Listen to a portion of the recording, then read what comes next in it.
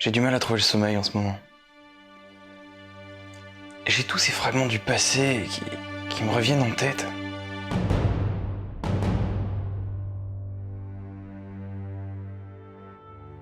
Toutes ces choses que je pensais appartenir au passé. Dès que je ferme les yeux, elles sont là à nouveau, pour me hanter. Et vous avez essayé la tisane? Oui, mais ça fait pisser. Ouais, c'est vrai. Rassurez-moi, vous n'êtes pas juste en train de dessiner des bites sur un carnet pendant que je vous raconte ma vie. Dessiner des bites? Non, pas du tout. Désolé. Je deviens parano. C'est ce film, toute cette pression. Un film? Ouais, Jurassic Park 3. C'est la suite de Jurassic Park 2. Ah. Lui-même la suite de Jurassic Park 1. Oh. J'ai entamé une rétrospective sur la licence. Et j'arrive au moment où il faut que je parle du 3. Mais la simple perspective de regarder ce film à nouveau, j'appréhende. Cette putain de sonnerie de téléphone. Ah mais alors vous connaissez le film aussi? Non, non, pas du tout. J'ai horreur des documentaires. Mais j'ai beaucoup de clients, de patients, qui sont traumatisés par cette sonnerie de téléphone. Eh ben ça m'étonne pas. Moi je l'entends dans mon sommeil. Je me réveille en sueur en pleine nuit, par peur de me faire dévorer. La peur de se faire dévorer par un téléphone. Classique. Et en même temps si complexe. Écoutez, je vais vous dire ce que je dis à tous mes clients. Patient. Ça fera 75 €, par chèque ou par carte?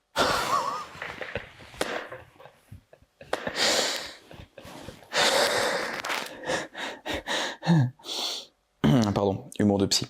Non, plus sérieusement, vous semblez avoir été marqué par ce film. Il est fort probable qu'au fil du temps, votre esprit ait donné à ce souvenir une place bien trop importante. Alors ce qu'il faut faire maintenant, c'est confronter le film à nouveau, pour remettre ce trauma là où est sa place. Aucune force sur cette terre, ou au ciel, ne me fera jamais regarder ce film à nouveau. Vous dites ça juste parce qu'une vidéo sur le film vient de commencer, là, c'est ça? Ouais.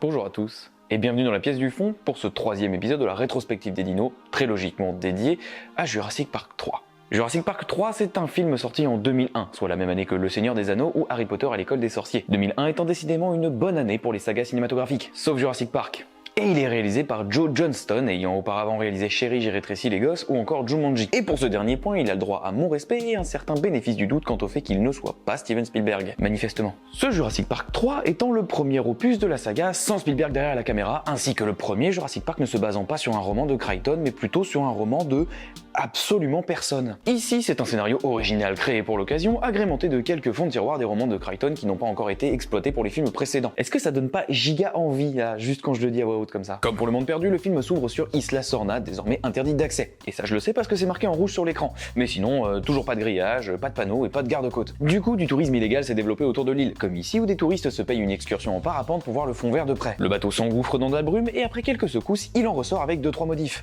Alors qu'il file s'écraser sur les rochers, le parapente se détache in extremis pour aller se poser sur l'île. Et bim, fondu sur des dinos en plastique. Oh, putain, c'est bien fait! J'ai cru c'était les vrais. Et on retrouve ici Grant occupé à jouer avec les gosses de son ex, Ellie. Non, eux, Charlie, ce sont des herbivores. Ça ne leur viendrait pas à l'idée de se battre entre eux. Mais ceux-là ici sont carnivores. Et À ta place, j'écouterai les explications, gamin. La dernière fois qu'un gosse a manqué de respect à son travail, il a pas aimé. On comprend très vite que Grant et Ellie se sont séparés et que les travaux de Grant n'intéressent plus les foules depuis que des vrais dinos vivent sur une île au large du Costa Rica. Donc non seulement ses conférences sont chiantes, mais en plus il galère à financer ses recherches. Et d'ailleurs, ses travaux portent sur la manière dont les raptors communiquent les uns avec les autres grâce à une chambre de résonance. Non, je vous le dis parce que sait-on jamais, ça pourrait servir comme info. Après, on a une séquence où des mecs testent des flingues au milieu de nulle part. Hein. Bon, ça sert pas à grand chose comme séquence, mais ça a le mérite de poser tout de suite.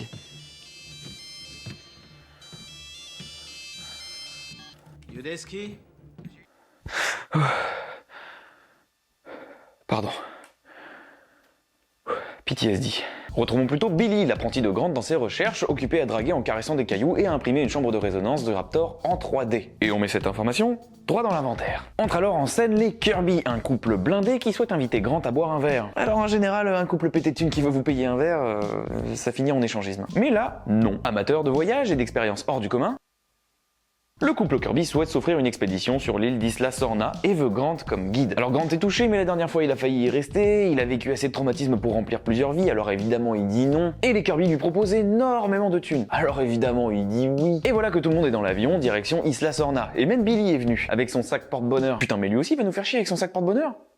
Qu'est-ce qu'ils ont tous à avoir des sacs porte-bonheur dans cette saga? On arrive sur l'île avec quelques jolis plans aériens et la musique qui pète un peu, et Grant essaye alors de faire son boulot de guide, mais tout le monde s'en tape. Alors qu'il comprend que le couple prévoit d'atterrir sur l'île, Grant proteste et se fait assommer, ce qui permet une ellipse laissant le temps au personnage de prendre des décisions sans être parasité par la moindre pensée rationnelle. Des décisions telles que poser l'avion sur une île remplie de dinosaures ou beugler dans un mégaphone sur une île remplie de dinosaures. Ah merde, où est-ce que j'ai rangé l'instinct de survie? Bien sûr, un gros dino se pointe, et pour un dino qui remplace le T-Rex sur l'affiche, je trouve que c'est assez naze comme manière d'être introduit. Titre. Cooper se fait bouffer. Ah, merde, où est-ce que j'ai rangé mon empathie, moi? Et l'avion s'écrase. Enfin, le JPEG de l'avion s'écrase en tout cas. Malheureusement, le gros dino les a suivis pour casser l'avion et manger le pilote. Ils parviennent à s'échapper, mais tombent 3 mètres plus loin sur le T-Rex. Eh ben, quelle journée, hein? Le T-Rex et le Spinosaure se battent, et une fois le T-Rex mort pour justifier le changement de logo sur l'affiche, nos héros peuvent se sauver et s'expliquer. Entre bonhommes. On découvre alors que les Kirby ont divorcé depuis un moment. Ah mince. Et recherchent en réalité leur fils Eric, disparu sur l'île dans la scène d'intro, et ce depuis 8 semaines. Ah, chiant ça. Chiant. Mais surtout, on apprend qu'ils ne sont pas blindés du tout. Pardon? Alors, on est tous très touchés par votre divorce, hein, bon, enfin c'est comme ça. Le fils sûrement décédé depuis 8 semaines, bon bah c'est des choses qui arrivent, que voulez-vous. Mais enfin, bosser gratuitement, là vous dépassez les bornes. Non, ça m'énerve. Nous voilà dans le pire endroit de la Terre et nous ne serons pas payés. On dirait moi quand je bossais au McDo. Bon, et blague à part, on va revenir une seconde sur tout ce qui vient de se passer. Grant, qui accepte de servir de guide à un couple de riches en quête de sensations fortes et peu soucieux de l'interdiction qui plane sur l'île, personnellement, ça me l'a toujours rendu assez antipathique. Dans le premier Jurassic Park, tout l'arc de Grant c'était de découvrir sa fibre parentale, et si je me fie au début de ce film-là, c'est plutôt un truc qu'il a réussi à faire. Je pense que ce mec-là est censé être plus sensible à des parents en détresse à la recherche de leur fils, plutôt qu'à 2 connards qui souhaitent faire du tourisme illégal. Parce qu'on est d'accord que cette phrase-là, Aucune force sur Terre ou au ciel ne me fera jamais aller sur cette île. elle n'est là que pour être contredite. Mais j'aurais aimé que la force en question, ce soit la compassion, et pas l'appât du gain. Parce que financer ses travaux, c'est bien, mais enfin la dernière fois qu'il a accepté un plan pareil, c'était quand même un bon week-end de merde. Bref, une fois que Grant a digéré le fait d'être payé en visibilité, on apprend que le mec en charge de la sécurité de tout le monde n'est pas tant un mercenaire qu'un guide touristique. Voilà, comme ça il y a que des imposteurs dans ce film, on sait qu'on n'a pas besoin de trop s'y attacher. Les personnages tombent avec pas mal de chance sur le parapente. Ils retrouvent aussi la caméra que tenait le mec qui accompagnait Eric, et pendant que je me dis qu'un fan footage dans l'univers de Jurassic Park serait sûrement un concept très cool, les personnages décident de récupérer la voile parce que sait-on jamais, ça pourrait resservir plus tard. Malheureusement, il tombe sur le cadavre du mec qui accompagnait Eric et qui est en fort état de découpe.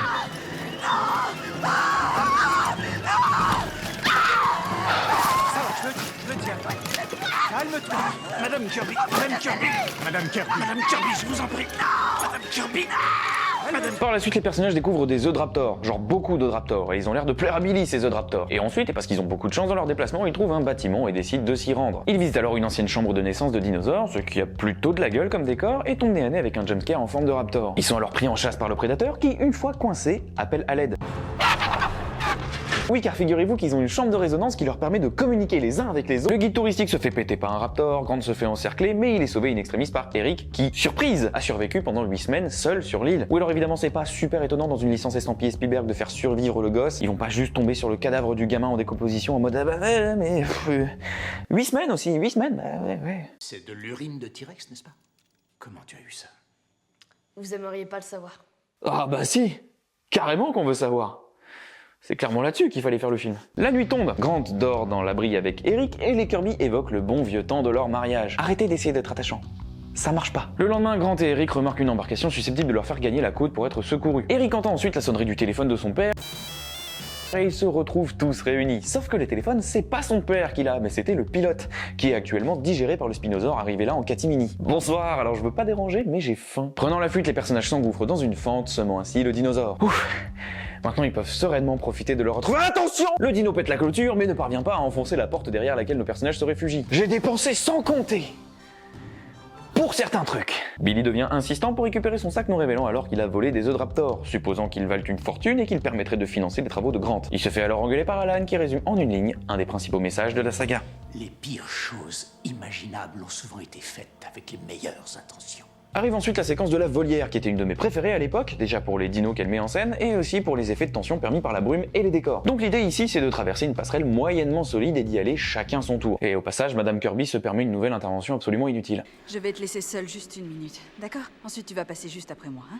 Maman, j'ai vécu seule dans une citerne pendant 8 semaines. Vous savez, des fois je me dis que des personnages comme ça existent parce que les scénaristes étaient en plein divorce pendant l'écriture. Quel besoin avez-vous de la faire systématiquement passer pour une conne à ce point? Qu'est-ce qu'elle vous a fait? Ce perso il est nul, mais il est pas nul dans le sens où il permet de faire avancer l'intrigue avec ses décisions de merde. Ça c'est le taf de Billy ici. Madame Kirby, elle est juste nulle. Elle fait que chouiner, se plaindre, beugler et avoir des idées ou des remarques stupides.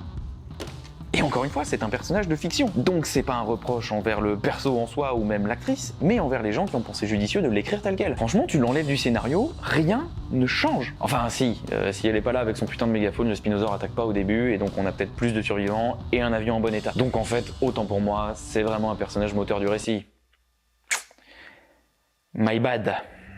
J'imagine. Bon, toujours est-il qu'au moment où Alan comprend que c'est une volière, un ptéranodon se pointe et sert Eric à dîner à ses petits. Pendant que le gosse se fait picorer, Grant montre qu'il a des burnes en acier trempé et bolosse le ptéranodon à coups de pied. Pardon. Tout ça est très sérieux, bien sûr. Billy utilise le parapente pour sauver Eric, mais se retrouve piégé contre une falaise. Une fois de plus, on salue l'effort, mais une fois de plus, étant en sous-effectif, c'est ciao. Mais vous connaissez la règle, hein, si la mort a lieu hors champ, ça compte pas. Nos amis arrivent à faire fonctionner le bateau grâce au carburant de fort bonne qualité restant dans le réservoir depuis de nombreuses années. Ils sont à nouveau interpellés par la sonnerie de ce putain de téléphone qu'ils finissent par retrouver dans un gros tas de merde, et c'est clairement la scène la plus effrayante pour moi, quand soudain... Attention!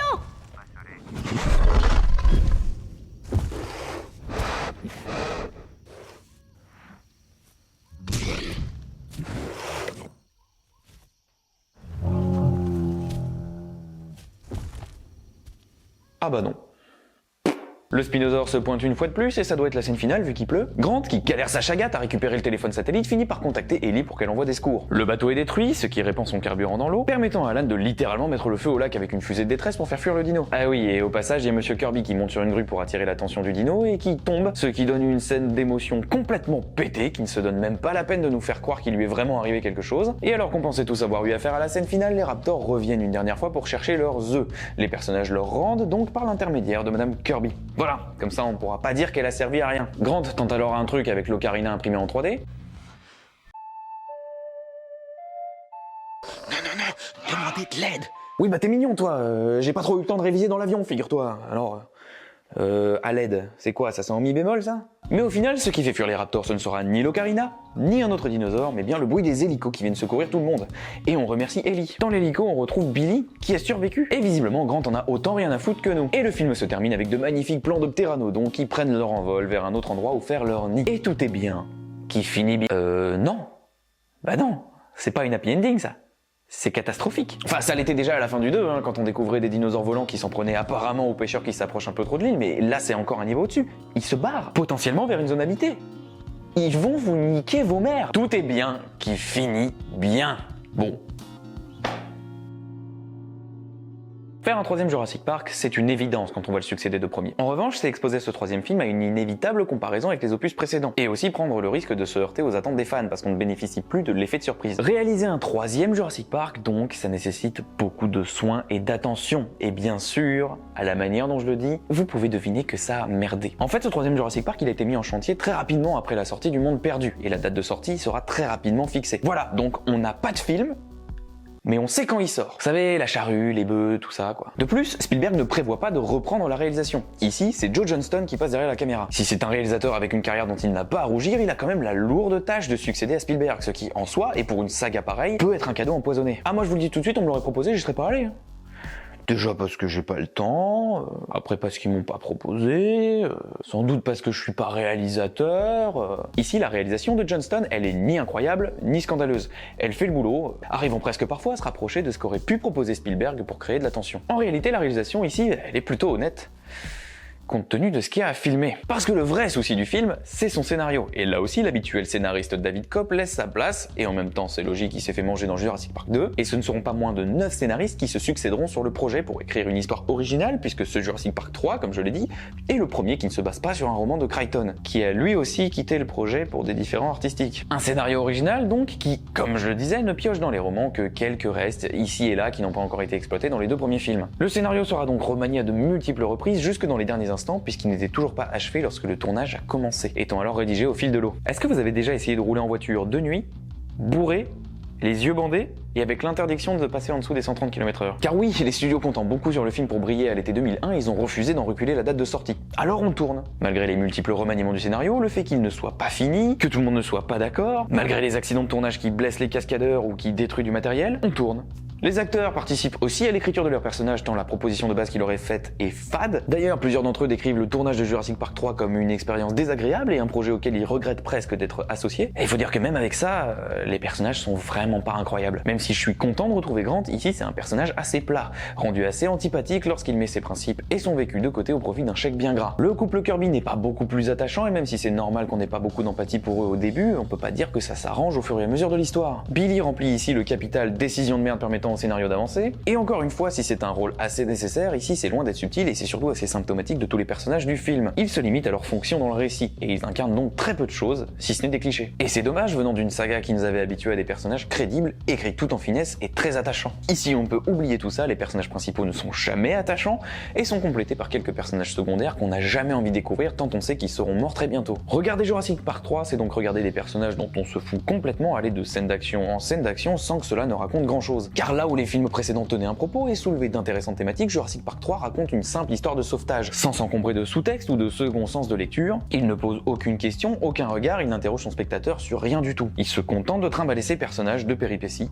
en péripétie. Et Dieu merci, si ce n'est pas tout à fait chiant à regarder, c'est grâce au travail sur les effets spéciaux, rendant les dinosaures toujours aussi convaincants. Même si quelques fonds verts ici et là parviennent à niquer l'immersion que les 2 opus précédents avaient pourtant si bien bâti. Putain, j'arrive jamais à faire un compliment en entier, c'est fou. Parce que même si je n'aime pas le monde perdu, il serait quand même de mauvaise foi de ne pas lui rendre ses très nombreuses qualités. Et parmi tant d'autres, il y avait ce choix de tout filmer comme un documentaire, à hauteur d'homme et avec le moins de cuts possible. L'immersion était alors totale pour le spectateur dans cette jungle qui paraît organique et fourmillante de vie. Ici, quelques malheureux fonds verts et incrustations en point PNG arrivent à rompre cette immersion, au même titre que la colorimétrie générale du film que je trouve plus terne et fade qu'auparavant. Mais je pinaille, qu'est-ce que 3 malheureux fonds verts devant tous les dinos du film si bien rendus qu'ils sont en CGI ou en pratique. La majorité des effets spéciaux sont donc encore de haut niveau et ils permettent de rendre les scènes d'action cool à regarder à défaut de leur donner du sens dans le récit. Parce que si les dinos sont convaincants à l'écran, certes, il manque cruellement de mise en scène théâtrale. Ils ne sont jamais mis en valeur par la réalisation, ruinant toujours l'attente, l'attention ou la surprise qu'ils sont censés susciter. La seule grosse idée originale de cet opus, c'était de remplacer le T-Rex par le Spinosaure. C'était une idée qui me contrariait beaucoup à l'époque, mais je m'y suis fait. Et ben je trouve que ces apparitions sont systématiquement ratées, ou en tout cas elles sont très lambda. Il est révélé de manière assez pauvre à chaque fois, et ces apparitions ne sont jamais très longues. En termes de menaces et d'iconisation, je trouve qu'il est bien en dessous du T-Rex, quand bien même il a un coup plus solide. Tout cela bousillant, à mon avis, la tentative de surenchère de ce film par rapport à ses prédécesseurs. Regardez ça là, est-ce qu'on dirait pas votre gosse qui vous réveille en pleine nuit parce qu'il a envie de pisser mais qu'il ose pas y aller tout seul? Des effets spéciaux réussis mais loin d'être mis en valeur par la mise en scène, donc chacun a ses limites dans son domaine de compétences. Un scénario remanié dans tous les sens, des studios pas du tout à l'écoute des besoins, un Steven Spielberg pas impliqué sur le projet et une équipe presque intégralement nouvelle qui parvient à se débrouiller sans pour autant renouveler l'exploit et l'émerveillement des débuts de la saga. Et si on peut reprocher beaucoup de choses à Jurassic Park 3 à cause de son statut de suite, en le comparant aux 2 opus précédents, malheureusement les défauts persistent si on le considère comme un film seul. Oubliez qu'il est un 3e film, si tant est que ça a un intérêt de faire ça, ne rend pas le scénario meilleur, ça ne fabrique ni enjeu ni empathie pour les personnages. Et ça, même si les effets spéciaux ainsi que la musique de Donald Davis, qui s'en sort honnêtement en succédant à John Williams, empêchent le film d'être un mauvais moment à passer, et ben il n'empêche pas le film d'être bien moins en dessous de ses prédécesseurs. Le film est d'ailleurs bien plus court que ses prédécesseurs, et le générique de fin faisant son apparition à 1h24 de film, ce qui m'a surpris en le revoyant récemment. Dès le début du projet, Johnson avait déclaré vouloir faire un film plus léger, sans trop d'impact sur le canon de la saga. Alors je comprends qu'il soit frileux à l'idée de reprendre un bébé pareil, mais ce manque d'ambition, il se ressent jusqu'au générique de fin. Le film se termine sans qu'on ait eu la réelle impression d'avoir assisté à quelque chose. Personnellement, ça faisait longtemps que j'avais pas vu Jurassic Park 3, simplement parce que je l'ai beaucoup vu à la maison et j'ai fini par faire une overdose. Sans être un film totalement mauvais, je m'ennuyais beaucoup devant. Et c'est dommage parce que Jurassic Park 3 c'est clairement le point noir d'une saga qui m'a rendu amoureux des dinosaures. Si Jurassic Park 1 est le bon élève de la saga, qui coche toutes les cases de son cahier des charges en étant un film de divertissement avec de vraies intentions de réalisation derrière, Jurassic Park 3 est plutôt le cancre de la classe. Un mauvais élève qui, il faut l'admettre, n'a pas été assez aidé à la maison pour faire ses devoirs. Métaphore. J'ai été très critique sur Le Monde Perdu, déjà parce que je l'attendais pas après un film comme Jurassic Park, mais surtout parce que je l'aime pas. Les goûts, les couleurs, tout ça, tu connais. Mais Le Monde Perdu, c'est un film avec plein de qualités et une identité qui lui est propre. C'est un bon film. Que je n'aime pas, mais ça reste un très bon film. Et pour s'en rendre compte, malheureusement, il suffit de regarder ce Jurassic Park 3, parce qu'il n'embarque presque aucune de ses qualités. C'est un film pas désagréable, mais vraiment oubliable, qui, conformément à ses ambitions de base, n'apporte rien à la saga. Et ça en sera malgré tout la conclusion pendant près de 14 ans, jusqu'à ce que sorte Jurassic World, après de nombreuses rumeurs et théories sur un Jurassic Park 4. Jurassic World qui viendra reprendre le flambeau et ranimer la flamme des dinosaures dans le cœur des hommes. Bref, il permettra surtout de remettre des produits dérivés en rayon après 14 ans, quoi. C'est ça que je veux dire. Et tout ça, ce sera pour le prochain épisode de cette rétrospective, car cette vidéo est maintenant terminée. J'espère qu'elle vous a plu. Vous connaissez la chanson, abonnez-vous si ça ne l'est pas déjà fait, le like, le commentaire pour nourrir le référencement. Rejoignez-moi sur Insta parce qu'on y est trop peu nombreux et que j'y poste du contenu incroyable. Et il ne me reste plus qu'à vous souhaiter une bonne journée, une bonne soirée ou une bonne nuit. Prenez soin de vous et à la prochaine dans la pièce du fond. Ciao!